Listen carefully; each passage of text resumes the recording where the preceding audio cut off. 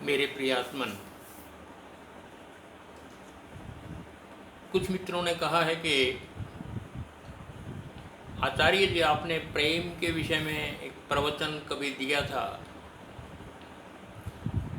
और उसमें ये प्रयास किया था कि हमें प्रेममय होना चाहिए, ऐसा प्रेम जो झरने की तरह बहे, जो सारे संसार के लिए हो, एक के लिए नहीं पूरे संसार के लिए, बस भीतर प्रेम ही प्रेम हो, सबके लिए हो। लेकिन हम देखते हैं कि ऐसा तो कोई कोई संत ऐसे होते हैं जिनका हृदय प्रेम से भरा होता है, झरने की तरफ बहता है सबके लिए। लेकिन प्राय संसारिक व्यवहार में तो प्रेम दो व्यक्तियों के बीच में जो होता है, कृपया उसके ऊपर कुछ प्रकाश डालिए। जब दो व्यक्तियों में प्रेम होता है तो वो क्या है, क्या वो गलत है? नहीं मित्रों, गलत नहीं है, वो बहुत आनंदपूर्ण है।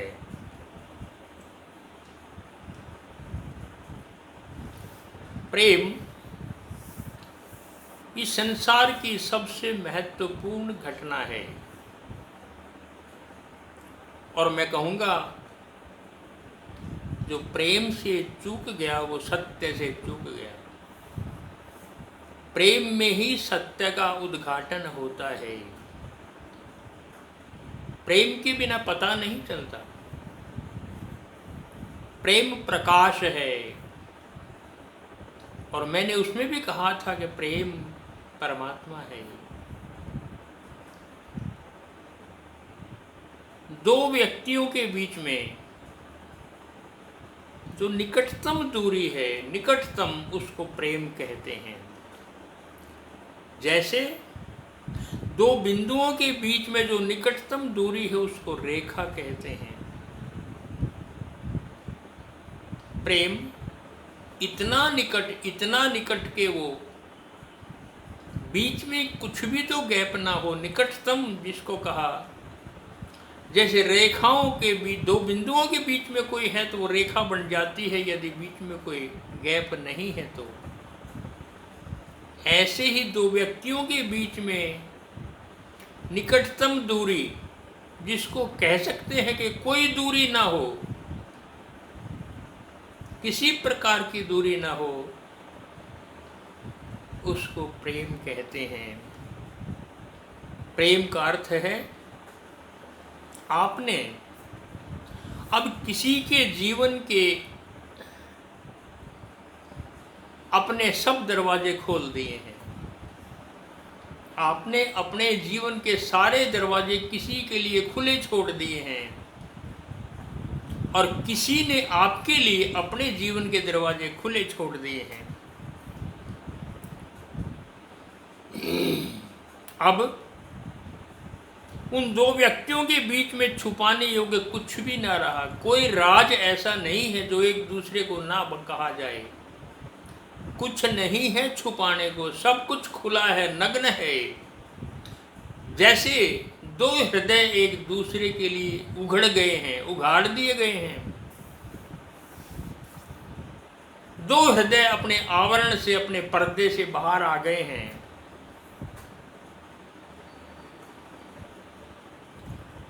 दो हृदय एक दूसरे में समा गए हैं। दो हृदय एक दूसरे में प्रविष्ट हो गए हैं।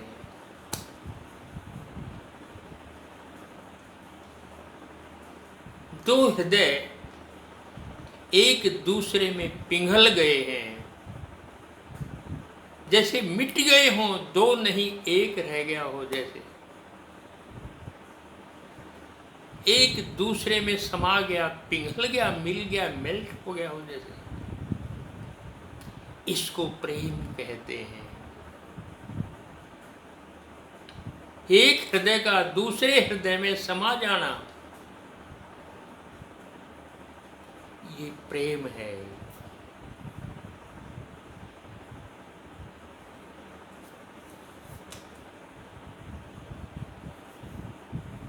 आप कहेंगे दूसरा क्यों?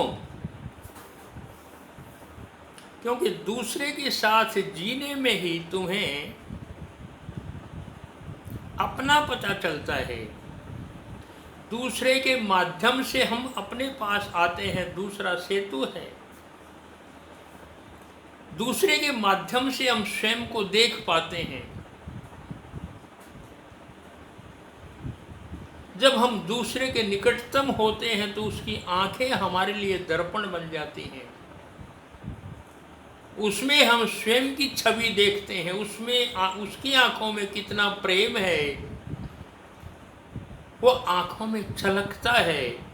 और जब छलकता है तो उसकी आंखें दर्पण बन जाती हैं। मेरे लिए पता चलता है मैं क्या हूं। आप स्वयं की आंखें नहीं देख पाते, देख ही नहीं सकते, अपना चेहरा आप देख नहीं सकते, कोई तरीका नहीं है। एक दर्पण चाहिए उसको देखने के लिए, और वो दर्पण तो जड़ है, मृत है। इस तरह देखने के लिए संबंधों का दर्पण चाहिए। तो दो के बीच में जो संबंध बनता है वो आपके लिए दर्पण बन जाता है, और उस दर्पण में हम स्वयं का दर्शन करते हैं। संबंध के बिना वो स्वयं का पता नहीं चलता कि मैं क्या हूँ, मेरे भीतर प्रेम है कि घृणा है कि अहंकार है कि ईर्ष्या है कि द्वेष है। लोग इसी दुख के कारण बचने के लिए प्रेम से जंगल में भाग जाते हैं और वहाँ कहते हैं मुझे क्रोध ही नहीं आता। जब तुम 10 साल 20 साल बिल्कुल अकेले रहोगे, किस पर क्रोध करोगे? बिल्कुल अकेले रहोगे, किससे प्रेम करोगे? किसके प्रति ईमानदार रहोगे? किसके प्रति बेईमान रहोगे? हो ही अकेले। दूसरे से संबंध तुम्हें तुम्हारा परिचय कराते हैं, तुम क्या हो। दूसरा पुस्तक है आपके लिए, उसमें आप स्वयं को पढ़ सकते हो। उसके पन्नों में तुम्हारा जीवन, तुम्हारा अंतरतम लिखा हुआ है। वहाँ देखना आवश्यक है, इसलिए किसी की जरूरत बहुत जरूरी है। और ऐसा निकटतम व्यक्ति जब निकटतम आता है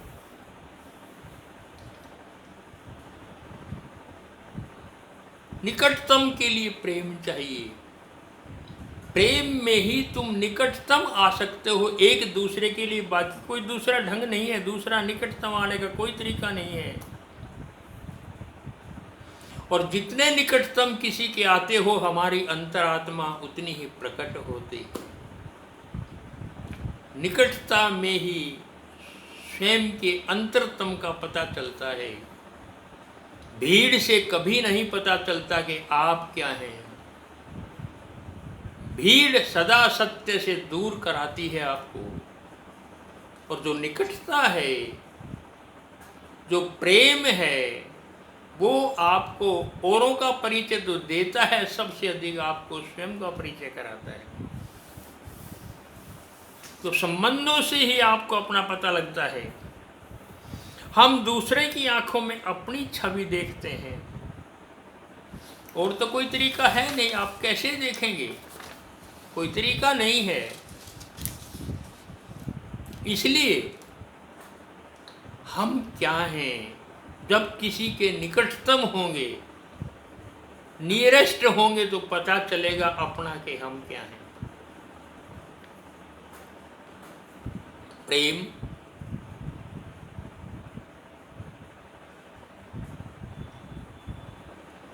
विपरीत भी हो सकता है। मेरे पास कुछ दिन पहले एक महिला आई और वो कहने लगी कि 12 वर्षों से मैं और मेरे पति घर में इकट्ठे रह रहे हैं। हमारे में बहुत गहरा प्रेम था। 12 वर्षों में कभी कोई लड़ाई झगड़ा नहीं हुआ। 12 वर्षों में कभी कोई लड़ाई झगड़ा नहीं हुआ। कभी किसी ने एक दूसरे के ऊपर क्रोध नहीं किया। 12 वर्षों में ना कोई रूठा किसी से। इतने प्रेम से हम रह रहे हैं, 12 वर्ष से रह रहे थे, लेकिन 1 महीना पहले अचानक मेरे पति छोड़ करके चले गए। क्यों चले गए मुझे नहीं पता, कारण का मैं क्या कारण हो सकता है मुझे नहीं पता। मैंने कहा वो 12 वर्ष भी उन्होंने निभा दी, ये उनकी हिम्मत है। आप कह रही हैं बहुत गहरा प्रेम था फिर छोड़ के चले गए। गहरा प्रेम होता तो कभी छोड़ के नहीं जाते। यदि कोई लड़ाई झगड़ा आप में हुआ ही नहीं 12 वर्षों में तो असंभव है। यदि संभव है तो इसलिए है कि प्रेम नहीं था। आपने झगड़ा इसलिए नहीं किया कि आप डरती थी, संबंध भय से भयभीत थी आप। किसी कारण से मैंने क्रोध किया, किसी कारण से मैंने झगड़ा किया तो मेरे पति मुझे छोड़ कर ना चले जाएं। यही डर पति को भी था। मैंने पत्नी की बात नहीं मानी तो वो नाराज होकर के कहीं छोड़ कर ना चले जाए, मुझे त्याग ना दें। ये संबंध भय के कारण थे, ये संबंध स्वार्थ के कारण थे। यदि गहरा प्रेम होता तो पति पत्नी पे आपस में झगड़े होते हैं, क्या हुआ? हाँ भी होती है, ना भी होती है। झगड़ा थोड़ी देर हुआ और फिर गले लग गए। आवश्यक नहीं कि एक दूसरे के विचारों में जीवन भर मेल खाए या एक दूसरे की रुचियां समान हो, संभव नहीं है। पत्नी कहेगी ये सब्जी बना रही हूँ, पति कहेगा नहीं आज तो मेरा ये सब्जी बनाने का मूड है, ये खिलाओ। और पत्नी कहेगी वो सब्जी तो यही है घर में, मैंने तो बना ली है, मैं दूसरी नहीं बना सकती। पति को स्वीकार करना पड़ेगा या पत्नी को स्वीकार करना पड़ेगा, जो आप चाहो, कोई बात नहीं। ये रोज के झगड़े हैं, छोटी छोटी बातों पर जीवन में चलता ही है, विपरीत होते हैं एक दूसरे के। लेकिन इसका अर्थ ये नहीं है कि उनमें प्रेम नहीं है, प्रेम है। लेकिन तुम छोटी छोटी बातों पर भयभीत होते थे एक दूसरे से कहीं छोड़ ना जाए, इसलिए गहरा प्रेम नहीं था। जहाँ गहरा प्रेम होता है वहाँ थोड़ा क्रोध भी आता है, लड़ाई झगड़े भी होते हैं। क्या हुआ? ये नहीं होता छोड़कर चले जाएं। बाजार में कहीं भी देख लें, यदि कोई औरत और पुरुष लड़ रहे हैं तो पता चल जाएगा कि ये पति पत्नी है, कोई और नहीं है। स्वाभाविक है छोटी छोटी बातों पर। बच्चा किस स्कूल में दाखिल करवाना चाहिए, दोनों में आवश्यक नहीं विचार मिले। मुझे कौन सी साड़ी पहननी है, संडे को क्या प्रोग्राम है, कहाँ घूमने जाना है कि नहीं जाना है। इतनी सारी बातें हैं, छोटी छोटी बातों पर हो सकता है आपस में छोटा मोटा, वो तनाव नहीं होता। इस बात को भी समझ ले, तनाव तो जैसे स्थायी हो गया नहीं, बस थोड़ी नोक झोंक हुई और उसके बाद सब एक ने दूसरे की बात मान ली, समाधान हो, ये पति पत्नी है। इसका अर्थ ये नहीं है कि इसमें कोई प्रेम की गहराई कम हो गई हो, नहीं। ये सारा संसार इसी तरह के विपरीत बातों से भरा पड़ा है, बना ही विपरीत बातों से भरा क्या पड़ा है। मिलन है, विरह है, छाया है, धूप है, दुख है, सुख है, दिन है, रात है। जहाँ पर भी आप देखेंगे सब कुछ विपरीत है। स्त्री है, पुरुष है, विपरीत है। ये विपरीत ना होते तो संसार बन नहीं सकता था, संभव नहीं है। ब्रह्मा ने सृष्टि ऐसी रची। और आप कह रहे हैं कभी झगड़ा ही नहीं हुआ, कभी आप तो कह रहे कभी क्रोध ही नहीं आया हमें एक दूसरे के ऊपर। इसलिए नहीं आया कि आप भयभीत थे कहीं छोड़ ना जाए। अगर गहरा प्रेम है तो कहाँ छोड़कर कोई जाएगा। छोटा मोटा होगा फिर वहीं आएगा। जिम उड़त जहाज को पंछी पुणे जहाज पे आवे। समुद्री जहाज पर पंछी उड़ेगा, कहाँ जाएगा, कितना ही उड़ ले फिर वहीं आएगा। प्रेम है तो छोड़ा नहीं जाता इन छोटी छोटी बातों से। अगर 12 वर्षों में इतना कुछ भी नहीं हुआ तो मैं नहीं समझता कि वो प्रेम है। इसलिए कोई ये ना समझेंगे घर में छोटी छोटी नोक झोंक हो रही है तो प्रेम नहीं है। कभी हाँ भी होगी, कभी ना भी होगी, सब कुछ तो होगा। कभी पुरुष को घर में स्त्री बनना पड़ेगा, झुकना पड़ेगा, और कभी स्त्री को पुरुष बनना पड़ेगा, अपनी चलानी पड़ेगी। कोई पूर्ण पुरुष नहीं है संसार में, और कोई पूर्ण स्त्री भी नहीं है। पुरुष के भीतर यदि 70-80% पुरुषत्व है तो 30-40% नारीत्व भी है, प्राकृतिक है। कोई भी स्त्री 100% स्त्री नहीं है, उसके भीतर भी यदि 70-80% स्त्रीत्व है तो 20-30% पुरुषत्व भी है। और कभी कभी वो इन छोटी छोटी बातों पर जाग जाता है। यदि दोनों ही पुरुष बढ़ जाए तो झगड़ा स्थायी हो जाता है। इसलिए कभी किसी को पुरुष को नारी बनना पड़ता है, कभी नारी को पुरुष बनना पड़ता है। घर में तभी तो चलता है, इसमें कोई प्रेम की कमी नहीं आती। इस बात को समझ लें। हमारे यहाँ पूर्व में भारतीय और भारतवर्ष और आसपास के देशों में संकल्प किया जाता है कि एक पुरुष एक नारी के साथ ही रहेगा, विवाह कर दिया जाता है। यदि जीवन भर ऐसा रहे तो इसे सुंदरतम कुछ हो नहीं सकता। जीवन भर इतना प्रेम हो तो हो नहीं सकता, इसे सुंदरतम और कुछ नहीं है। प्रयास यही किया जाता है, लेकिन प्रायः होता नहीं है। यदि पति पत्नी जुड़े हुए हैं जीवन भर, वो अपनी सुविधा के कारण, अपनी सुरक्षा के कारण, अपने अहंकार को दबाने के कारण, और कोई कारण नहीं है। सुरक्षा चाहिए, सुविधा चाहिए, सब तरह की एक दूसरे को, इसलिए वो रह रहे हैं, जीवन भर निभाते हैं। निभाने से एक संबंध तो विकसित हो जाते हैं, एक दूसरे को जान जाते हैं, प्रयास करते हैं, लेकिन इसका अर्थ ये नहीं कि उनमें प्रेम भी होता है। प्रेम कुछ और चीज़ है, प्रेम कुछ और चीज़ है। लेकिन साथ रहने से संबंध विकसित हो गए तो जीवन बीत जाता है। यह हमारी पूर्व की धारणा है। पश्चिम में कुछ और है। पश्चिम में लोगों का अहंकार बहुत बढ़ गया है।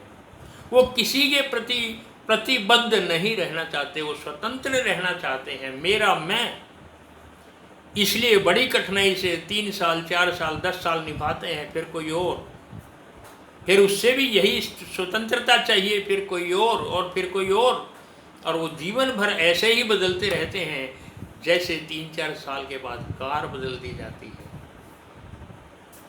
वहाँ की जीवन प्रणाली ऐसी है, वो कोई महसूस नहीं करते। हमारे यहाँ किया जाता है, वो स्वाभाविक है, हाँ ऐसा होता ही है, और वो वहाँ चल रहे हैं। लेकिन हमारे यहाँ सुविधा या किसी और स्वार्थ के कारण हम जुड़े हुए हैं, ये भी प्रेम को हानि पहुंचाता है। और वो इस तरह से कार बदलते हैं, जैसे अभी आज पेड़ लगाया, फिर उखाड़ के कहीं और लगा दिया, वहाँ से उखाड़ के कहीं और लगा दिया, उसकी जड़ें जमती ही नहीं कभी भी। वो भी प्रेम को हानि पहुंचाता है।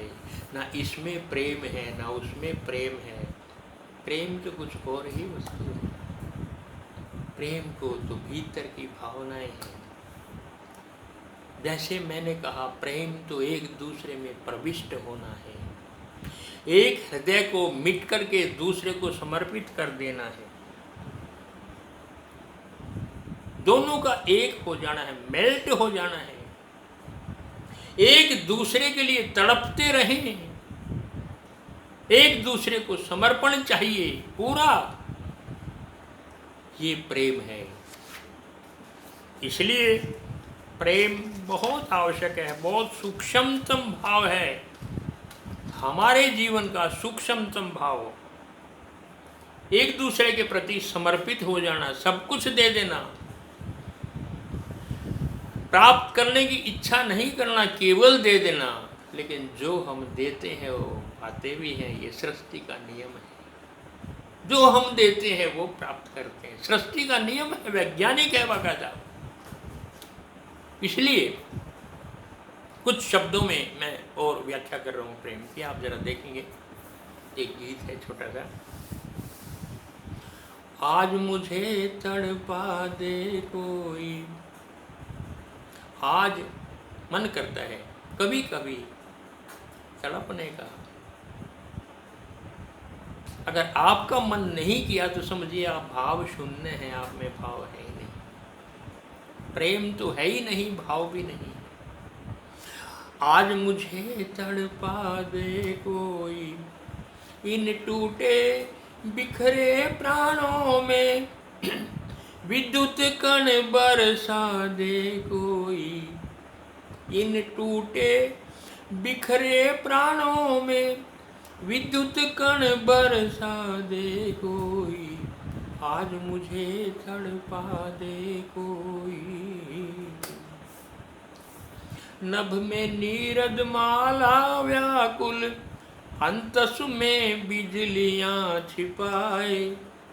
नभ में नीरद माला, बादलों की माला व्याकुल है, अंतस में भीतर बिजलियां छुपाए हुए हैं। दिखाती नहीं, भीतर बिजलियां छिपी हैं, लेकिन हमें बरसात देती है, जो शीतल करती है। भीतर बिजलियां छिपी हैं। प्रत्येक व्यक्ति की स्थिति है, समझ लीजिए आप। जिसके भीतर प्रेम है, ये है। नभ में नीरद माला व्याकुल, अंतस में बिजलियां छिपाए।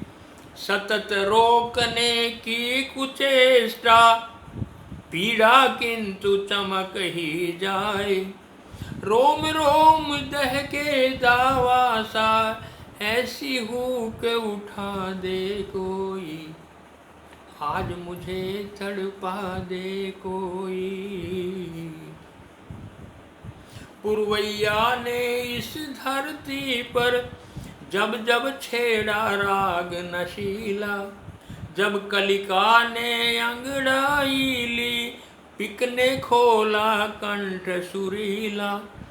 तब मेरी मानस वीणा के आकर तार हिला दे कोई।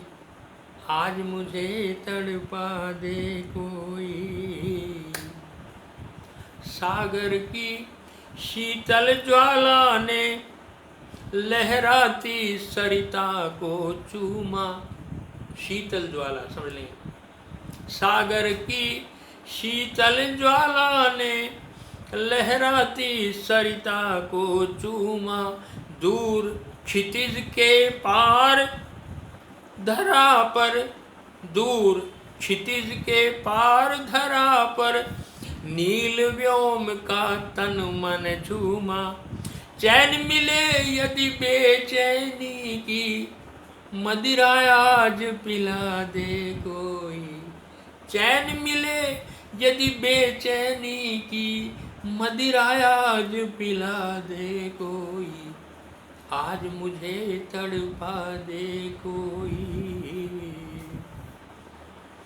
तड़पन ही जीवन का दर्पण, मन का अर्पण और समर्पण। तड़पन ही जीवन का दर्पण, मन का अर्पण और समर्पण। सब कुछ देकर सब कुछ पाना, यह जीवन का सत्य चिरंतन। मेरे मन की सुमन माल, चरणों में आज चढ़ा दे कोई। आज मुझे तड़पा दे कोई। इन टूटे बिखरे प्राणों में विद्युत कण बरसा दे कोई। आज मुझे तड़पा दे कोई। आज मुझे तड़पा दे कोई। सब कुछ देकर सब कुछ पाना, यह जीवन का सत्य चिरंतन। सब कुछ देकर दे लो, पा तो अपने आप ही जाओगे। यही जीवन का सत्य है, यही जीवन का सत्य है। तड़पन ही जीवन का दर्पण, मन का अर्पण और समर्पण, पूरा समर्पण, यही प्रेम है। जिसने देना सीख लिया, मिल तो जाता ही है। मिलने की आकांक्षा ना करें। मैंने कहा ये प्राकृतिक नियम है, सत्य नियम है कि जो आप संसार को देते हैं वो आपके पास वापिस आ जाता है। जो कुछ भी आप बोलते हैं ऊपर आकाश में, वो ध्वनि आपके पास ही लौट करके आती है। आप प्रेम देते हैं तो आपको प्रेम मिलता है, आप घृणा देते हैं तो आपको घृणा मिलती है। इसलिए सब कुछ देकर सब कुछ पाना, यह जीवन का सत्य चिरंतन। आइए डूबे प्रेम में, सब कुछ देने का प्रयास करें, सब कुछ दे दें, सब कुछ मिल जाएगा। यही प्रेम का राज है, इसी को प्रेम कहते हैं, इसी को परमात्मा भी कहते हैं। आज इतना ही। जय श्री राम।